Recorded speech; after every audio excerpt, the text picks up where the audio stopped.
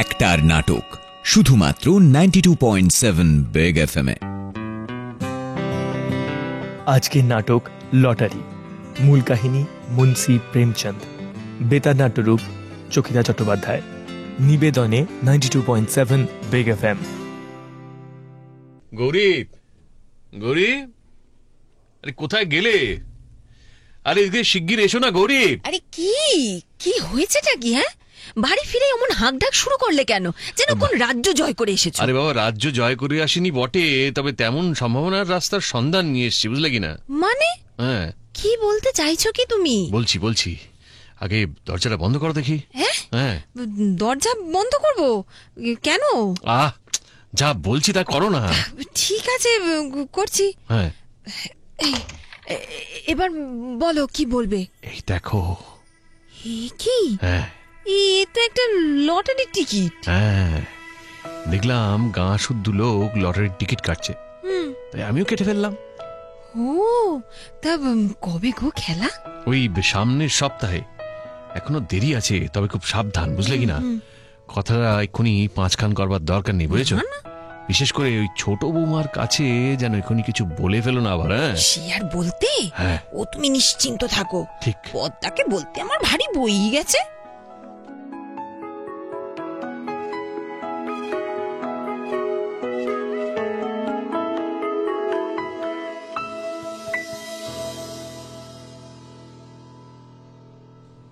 তবে কেমন বুদ্ধিটা দিয়েছিলাম সেটা একবার বলো। তাই তো তুমি লটারি টিকিট খানা কাটতে পারলে। সে আর বলতে, তুমি না হলে আমাকে কে বুদ্ধি দিয়ে চালাতো বলো পদ্মা? এই চুপ চুপ চুপ, আস্তে আস্তে, এক্ষুনি দিদি শুনে ফেললে আর রক্ষে নেই। অমনি বর ঠাকুরে কানে দিয়ে দেবে কথাটা। তা দাদাকে বলতে তো কোনো দোষ নেই। লটারিতে যদি টাকা ওঠে, সে টাকা তো ঘরেই থাকবে। তোমার যেমন কথা, রীতিমতো নগদ টাকা দিয়ে 10 টাকা। তবে রীতিমতো নগদ 10টি টাকা খরচা করে তুমি লটারির টিকিট কেটেছো, তাতে যদি টাকা ওঠে তা অমনি বাড়ি শুদ্ধ সবার মধ্যে ভাগ করে দিতে হবে নাকি? হ্যাঁ, তা অবশ্য ঠিক।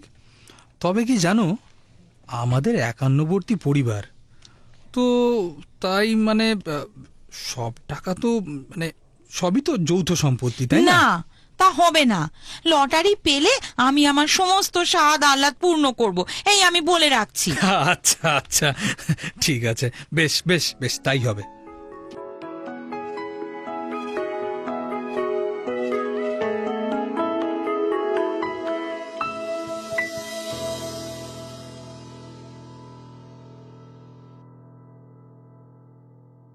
আরে দূর, নিজের উপর নিজের ঘেন্না করছে। জানো প্রকাশ, মাত্র 10টা টাকা, তাও জোগাড় করতে পারছি না যে একটা লটারির টিকিট কিনবো। ওদিকে বড়দা মেজদা দুজনেই দুটো টিকিট অলরেডি কেটে ফেলেছে। এই তো শুনে এলাম বড় বৌদি আর মেজ বৌদি নিজেদের মধ্যেই বলা বলি করছিল। তা এত চিন্তা করছো কেন বিক্রম?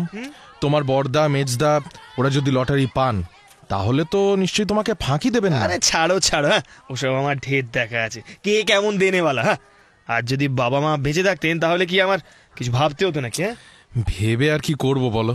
আরে কি করব মানে, টিকিট কিনবো। কিন্তু কি করে, মানে টাকা পাবে কোথায়? কেন, তুমি দেবে? আমি?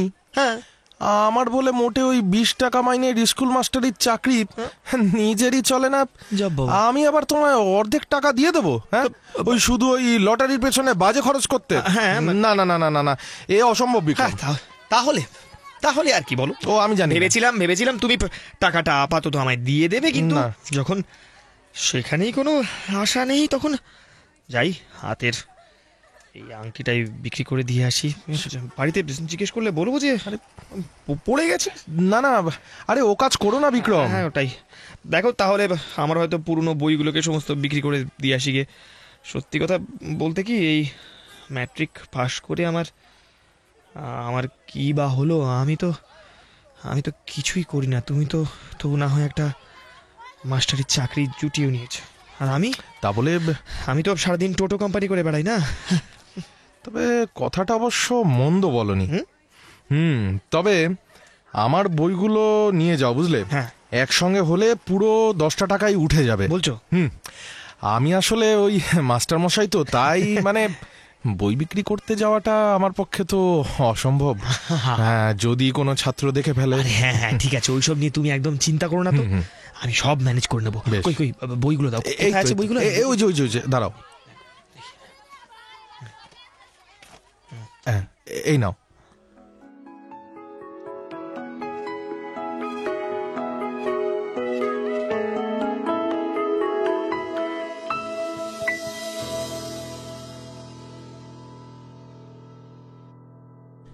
আরে আরে ওই তো বিক্রম আসছে।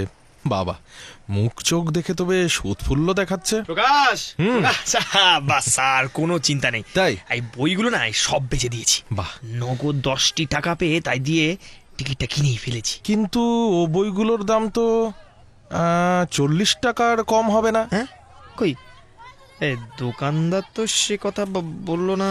আর অবশ্য আমিও খুব বেশি চাপাচাপি করিনি, মানে যদি আবার এই কিনতে নিতে রাজি না হয় বইগুলো, বুঝলি তো, মানে ওই তাহলে আবার ওই 10 টাকাও পাওয়া যাবে না। বুঝলাম। ঠিক আছে, টিকিটটা যে কাটতে পেরেছো এই ঢের। হ্যাঁ যা বলেছো, এবার আর আমার কোনো চিন্তা নেই। বড়দা মেজদা ভেবেছিল আমায় খুব জব্দ করবে, তাই চুপি চুপি টিকিট কিনেছিল। উফ, লটারিটা যদি ওঠে না প্রকাশ, তাহলে তো 10 লাখ টাকা পাবো। ভাবতেই না গায়ে কাঁটা দিচ্ছে। আমার কদিনের স্বাদ, আমি বিশ্ব পর্যটক হব। হ্যাঁ বলো কি, একেবারে বিশ্ব পর্যটক? হ্যাঁ প্রকাশ, কোন অলিগলি পর্যন্ত বাদ যাবে না আমার এই ভ্রমণ তালিকা থেকে। পেরু যাব, ব্রাজিল যাব, টিম্বাকটু যাব, এই হনলুলু যাব। সেখানকার মানুষদের সঙ্গে ভাব জমাবো, তাদের চাল চলন রীতিনীতির সঙ্গে পরিচয় হবে। তারপর পৃথিবীর শ্রেষ্ঠ রচনাবলী সংগ্রহ করে একটা এই লাইব্রেরি তৈরি করবো 2 লাখ টাকা দিয়ে।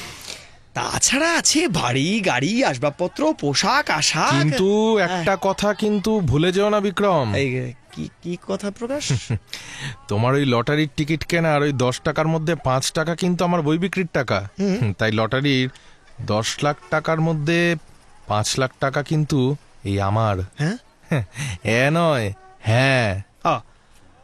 তাহলে তো হ্যাঁ, আচ্ছা ঠিক আছে তাহলে না হয় লাইব্রেরি তৈরির ব্যাপারটা একটু ছোট করতে হবে। আমার ভূপর্যটনটা তো আবার এই মানে বাদ দিতে পারি না। তা তোমার ওই ভূপর্যটনে বড়জোর ওই 1,2 লাখ লাগবে বিক্রম। তোমার দেখছি কোনো আইডিয়া নেই রে।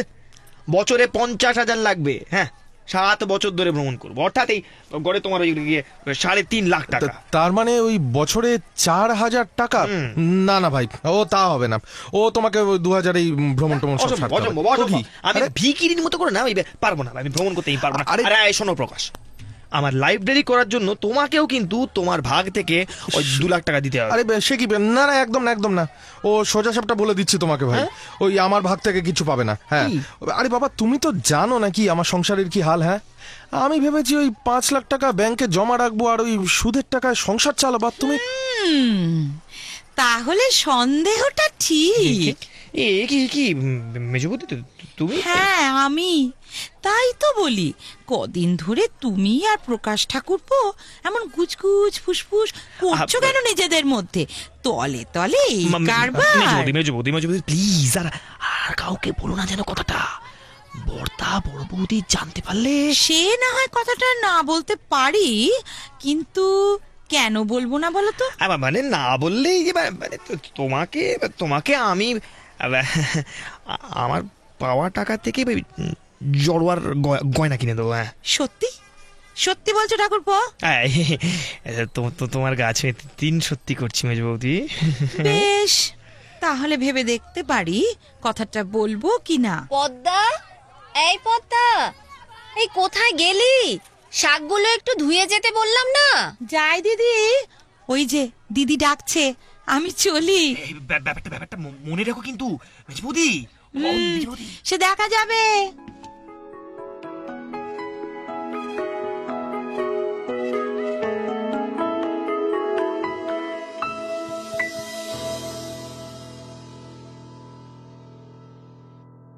বলিস কি রে পদ্মা, কি সর্বনাশ!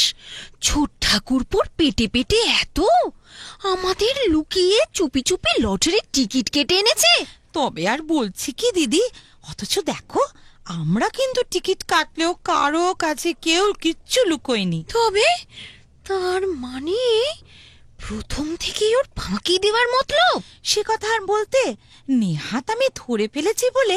জানো তো দিদি, তোমাকে যাতে না বলি তাই জন্য তো আমাকে ঘুষ পর্যন্ত দিতে চেয়েছে। বাহ, চমৎকার। কিন্তু বিক্রম টিকিট কেনার টাকাটা পেল কোত্থেকে বলতো? কেন, ওই স্কুল মাস্টার ওর প্রাণের বন্ধু প্রকাশ ঠাকুরপো দিয়েছে। ও,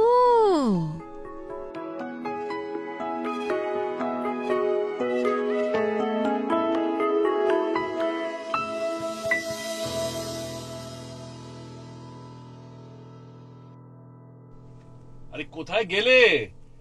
কোথায়? এই শুনছো? গৌরী, গৌরী, আরে কোথায় যাও? তোমার শুধু এক চেল্লানি, যেন একেবারে লটারির টাকা হাতে নিয়ে এসেছো। আরে বাবা, আজ না আসি, দুদিন পরে তো আসবো। বুঝলে, ওই গণক ঠাকুর তো সে কথাই বলে দিলেন গণনা করে। উমা, সত্যি বলছো? হ্যাঁ। গণক ঠাকুর কি আয়না দর্পণ করে দেখলেন নাকি নখদর্পণ? আরে তাকে সব কিচ্ছু করতে হয় না, ও, তিনি চোখ বুঝলেই আপনা আপনি সব দেখতে পান। তবে তবে ওই আমাদেরও কিছু কষ্ট করতে হয়, বুঝলে? কষ্ট? হ্যাঁ, কষ্ট। ও, শুধু আমাকে নয়, তোমাকেও। হ্যাঁ, আমাকেও কষ্ট করতে হবে? তা নয় তো কি, ও, সবটাই কি ওই এমনি এমনি হবে? ঠিক আছে। এই যে সবসময় তুমি ওই প্রসাধন চর্চা করেই চলেছো, তাতে দেখো কি না? হয়েছে? হ্যাঁ, ওই দেখ না দেখ, মাথায় হয় ডিম ভেঙে ঢালছো, নয়তো ওই গোবর লেপে বসে থাকছো। ও সব চলবে না, চলবে না। হ্যাঁ, সে কি? হ্যাঁ, ওই ভোর থেকে উঠে জব করতে হবে 1,00,000 বার। ও বাবা, হ্যাঁ। সে কি গো? এই। তখন তো আমার ওই সরবাটা মেখে একটু রোদে দাঁড়িয়ে থাকার সময় থাকবে না, থাকবে না। তার বদলে ছাদে এক পায়ে দাঁড়িয়ে সূর্য প্রণাম করতে হবে 1 ঘন্টা ধরে, বুঝলে? ওরে বাবা রে, ও আমি পারবো না। তাহলে লটারির টাকাও পাবে না। হ্যাঁ, ও, ঠিক আছে, তাহলে পারবো। পারতেই হবে, আলবাত হবে। পারবো। ভোর থেকে শুরু হবে হ্যাঁ। এরকম এই ব্রত পালন, বুঝলে কিনা? আচ্ছা। এই তারপর স্নান, তারপর পুজো পুজো চলবে সেই গভীর রাত পর্যন্ত। ঠিক আছে, হ্যাঁ, ঠিক আছে, সব করবো। হ্যাঁ। 10 লাখ টাকা বলে কথা যখন। ও মা গো, তোমার এ কি সর্বনাশ হয়েছে গো? এই কে তোমার এমন সর্বনাশ করেছে গো? এই আরে মেজো বৌমার গলা না? হ্যাঁ, হ্যাঁ, পদ্মাই তো। হ্যাঁ। কিন্তু অমন করছে কেন? এই দেখো দেখো দেখো, চলো তো, চলো দেখি, চলো দেখি। চলো চলো চলো দেখি দেখি।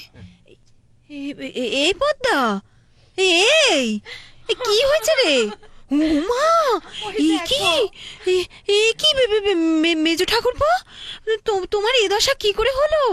উমা গো, হাতে পায়ে ব্যান্ডেজ, জামা কাপড়ে টাটকা রক্তের ছাপ।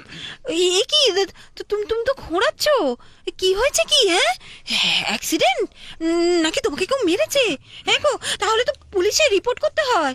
হ্যাঁ, কি হয়েছে? তোমরা অযথাই চিন্তিত হচ্ছ বৌদি।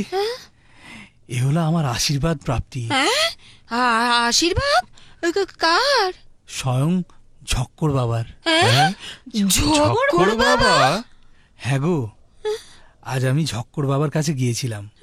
উমা, বাবারে, উনি তো আবার কারোকে কাছে ঘেঁষতে দেন না, উনি তো পাথর চোড়েন। এটা তো সবাই জানে। যে ওই পাথরের ভয়ে ওখান থেকে কেটে পড়ে, তার তো আর মনের অভিলাষ পূর্ণ হয় না। আর যে পাথরের গুঁতো খেয়েও ওখানে ঠায় দাঁড়িয়ে থাকে, ঈশ্বর তার মনোবাসনা পূর্ণ করেন। ও তাই বুঝি। আর ঝক্কর বাবার আখড়ায় অনেক ভিড় হয়েছিল। সবাই যে যার সামর্থ্য মতো ভেট নিয়ে গেছে। ঝক্কর বাবাও ধ্যানে বসেছিলেন। বাবা হঠাৎ চোখ মেলে সামনে এক দঙ্গল লোক দেখেই পাথর হাতে আমাদের দিকে তেড়ে এলেন। তারপর? তারপর যে যার প্রাণ নিয়ে দৌড়ালো, শুধু আমি থেকে গেলাম। আমি ওইখানে নিশ্চল হয়ে দাঁড়িয়ে রইলাম। ঝক্কর বাবা পাথর এসে আমাকে আক্রমণ করলো। আমার মাথা ফেটে গেল, রক্ত পড়তে লাগলো। তবু আমি অনড় হয়ে দাঁড়িয়ে রইলাম আর পাথর খেতে রইলাম। শেষকালে অবশ্য আমি জ্ঞান হারিয়ে ফেলে মাটিতে পড়ে গেলাম। তারপর জ্ঞান ফিরতে কোনো রকমের ডাক্তারের কাছে গিয়ে ব্যান্ডেজ বাঁধলাম। ডাক্তার বললেন উমাগো হাত ভেঙেছে, কিন্তু ওসব যন্ত্রণা আমাকে মোটেও কাবু করতে পারবে না। আমি আজ পরম রতনের সন্ধান পেয়েছি বাবা। ঝক্কর বাবার আশীর্বাদ আমি লাভ করেছি। লটারিতে যে আমার নামে উঠবে সে সংশয় মানে আমার আর বিন্দু মাত্র নেই দাদা, বিন্দু মাত্র নেই। হ্যাঁ দাদা, ঝক্কর বাবার মার খেয়েও মনের বাসনা পূর্ণ হয়নি এমন ঘটনা কস্মিনকালেও ঘটেনি। লটারির টাকা পেলেই তাই অনেক আগেই আমি ওই ঝক্কর বাবার একটা আশ্রম বানিয়ে দেবো। ওগো, তাহলে তুমি চুপ করে শুয়ে থাকো, আমি তোমার জন্য খাবার নিয়ে আসছি। কিন্তু কিন্তু আমি খাবো কি করে পদ্মা? আমার যে এই হাতটা ভেঙে গেছে। সেজন্য চিন্তা কি, আমি রয়েছি না, আমি খাইয়ে দেব। বসো, আমি এক্ষুনি তোমার খাবার নিয়ে আসছি। হ্যাঁ গো মেজ ঠাকুরপো, ঝক্কর বাবা খুব জোর পাথর ছোড়েন না গো? হ্যাঁ বৌদি, পাথর তো নয়, যেন এক একখানা বোমা। বলো কি? ঝক্কর বাবার ওই দৈত্যের মতো চেহারা, তার এক ঘুষির ঝাপট খেলেই আর দেখতে হবে না, একেবারে খতম। বাবা, কত লোক মারা পর্যন্ত গেছে জানো, কিন্তু কেউ কোনো প্রতিবাদ করেননি, শুধু ওই একটাই কারণে বৌদি, যে যত পাথরের আঘাত তার কাছে পাবে আচ্ছা, তার হাতে ততই সহজে সাফল্য এসে ধরা দেবে। বুঝেছো? বুঝেছি ভাই, শুধু তোমার দাদা হিসেবে বুঝছে না। বাবা গো, ও পাথর খাওয়ার সাধ্য আমার নেই, আমার নেই। সে আর আমি জানি না, ভিতর ডিম কোথাকার।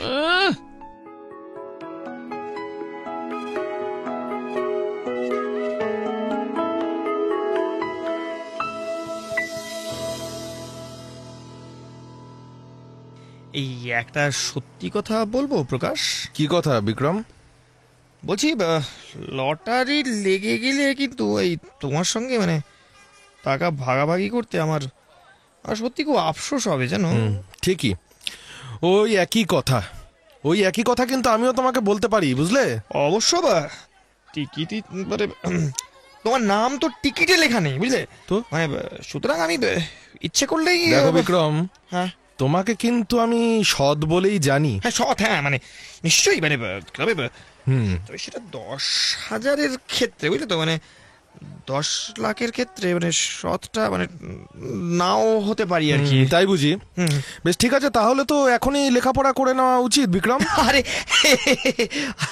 আরে তোমাকে আমি ওই যাচাই করে দেখছিলাম, দেখলাম মানে তোমার মনে সন্দেহ কতটা। আরে ভয় নাই বাবা, বিবেক বলেও তো একটা ব্যাপার আছে নাকি? হ্যাঁ সে তো আছেই না, তবুও লেখাপড়া করে নিলেই কিন্তু ভালো হয় বিক্রম। বেশ বেশ, তাহলে তো পাকা কাগজেই লেখাপড়াটা করা উচিত নাকি? নিশ্চয়ই। তার মানে ওই 10 লাখ টাকার কোর্ট ফি হচ্ছে গিয়ে মানে ওই 7,000 টাকা, সেই টাকাটা তোমার আছে তো? ওরে বাবা, অত টাকা?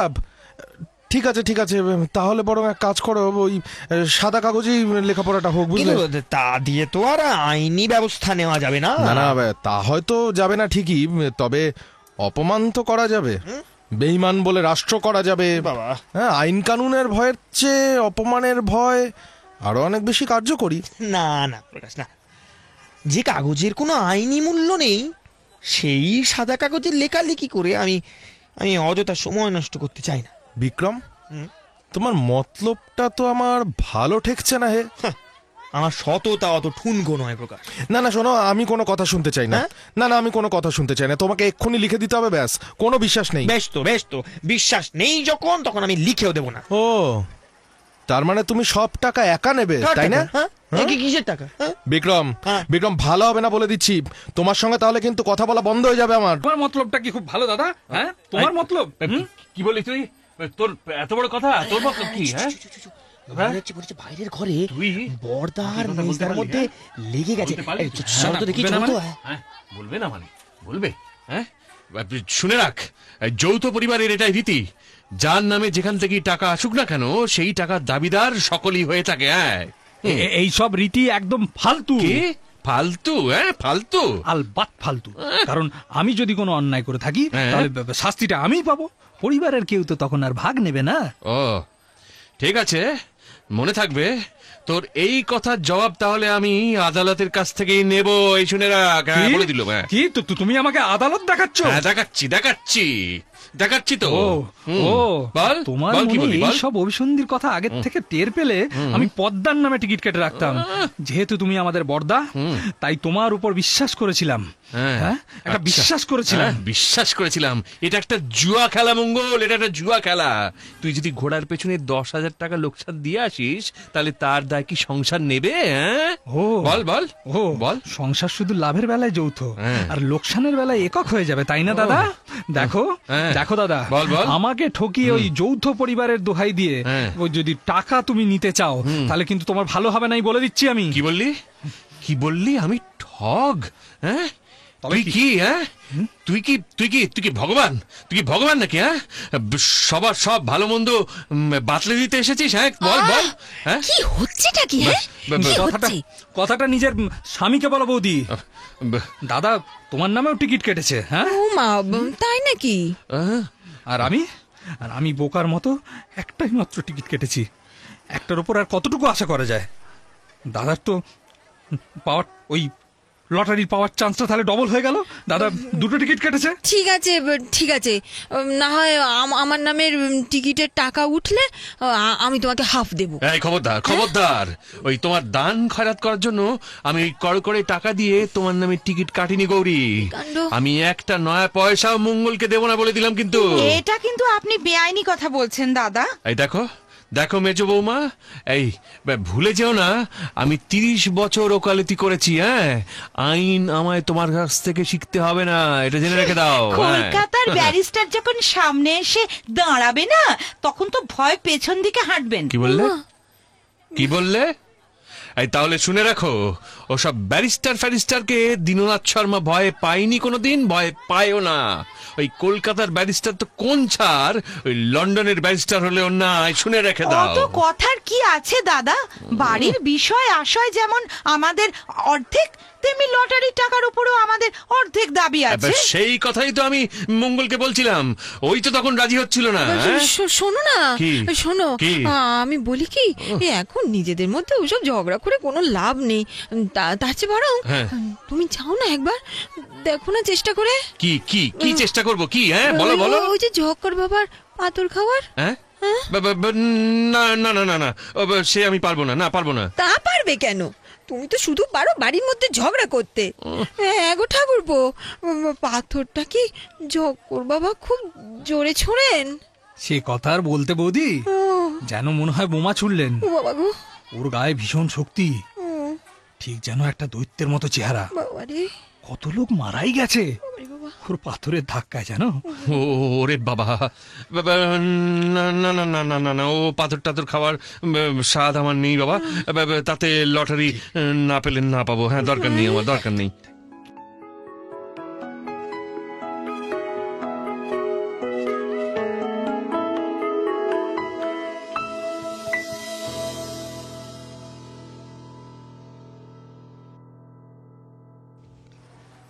রাতে ঘুম হয়েছিল প্রকাশ? পাগল, সারা রাত জেগে বসে আছি, কখন ভোর হবে। সেই ঐতিহাসিক দিনটা আসবে। কখন পোস্ট অফিসে যাবে বিক্রম? আরে চলো না, আমিও তোমার সঙ্গে যাব।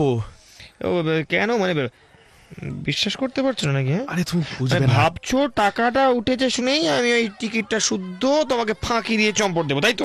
আরে বাবা না, তা নয়। তবে তুমি ফিরে এসে খবর দেবে, সেটুকু ধৈর্য যেন আর ধরে রাখতে পারছি না। তাই বলছি চলো না। আরে ঘন্টা বাজছে কেন? আরে ওই বড়দা বড় বৌদি ঠাকুর মশাইকে দিয়ে যজ্ঞ করাচ্ছে, যাতে ওনাদের ভাগ্যে শিখে ছিঁড়ে। বুঝলাম। আর মেজদা মেজ বৌদি গেছে মন্দিরের দরিদ্র নারায়ণ সেবা করতে, যাতে নারায়ণ ওনাদের প্রতি সদয় হন। জয় হনুমান জি কি জয়, বিক্রম, আরে যাও, তুমি আর দেরি করো না, যাও।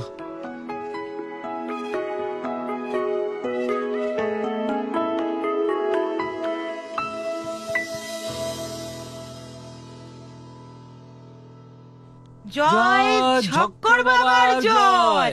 জয় হনুমানজি কি জয়। আরে বাবা, শুধু জয় জয় করে চেল্লালেই কি ঠাকুর শুনবে? বাবা, না না বেটা, ওই ভজন টজন ধরো না। ওই আরে সেইটা ওই দাঁড়া আমি ধরি। রঘুপতি রাঘব রাজা রাম পতিত পাবন সীতারাম। দেখো তো তোমার ওই ভজন। কি মুশকিল? ওই দেখো হ্যাঁ। বিক্রম আসছে পোস্ট অফিস থেকে। দেখছো না কেমন হাসতে হাসতে আসছে। এই মেরেছে। তার মানে ছোট ঠাকুরপোর নামই উঠেছে গো লটারিতে। আমি তখনই তোমাকে বলেছিলাম যাও গিয়ে ঝক্কর বাবার পাথর খাও। তুমি কিছুতে শুনলে না আমার কথা। থামো তো, পাথর তো মঙ্গল খেয়েছে, ওর কি হয়েছে? টাকা তো পেলো বিক্রম। আরে আরে এই বিক্রম, আরে কি হলো বলো? ও কি, আরে অমন করে হাসছো কেন? যার নাম উঠেছে আমি তার কাছ থেকে 1 লাখ টাকা নেব। আরে বলোই না ছোট ঠাকুরপো, কেন হেয়ালি করছো বলো দেখি। একটু খবরটা বলবে, তাতে এত বাবা। আরে বাবা বিক্রম, আরে বাবা কেন আমাদের সবার ধৈর্য নিয়ে খেলছো বলো তো ভাই, বলো না কি হয়েছে? আরে আরে আরে শোন, আরে তোকে 1 লাখ টাকা আমি দেবো, তুই খবরটা তো বল। তাহলে শোনো, এই পোস্ট অফিসে গিয়ে দেখি হাজার হাজার লোক এসে জড়ো হয়েছে লটারির খবর জানার জন্য। আমার তাই দেখে খুব হাসি পেল। ভাবলাম তোমরা কি গাধা? একটা গ্রামে যদি এত লোক হয় তাহলে সারা দেশে কত লোক কেটেছে টিকিট।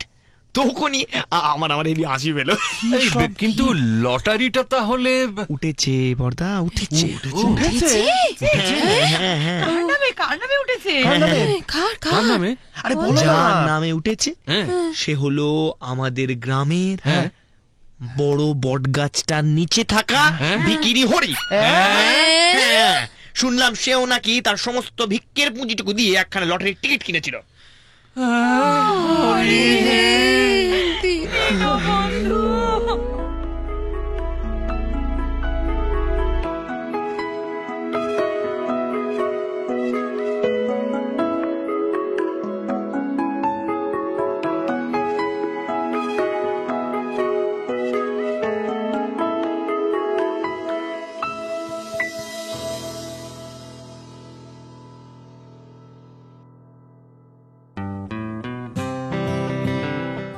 এতক্ষণ শুনছিলেন নাটক লটারি।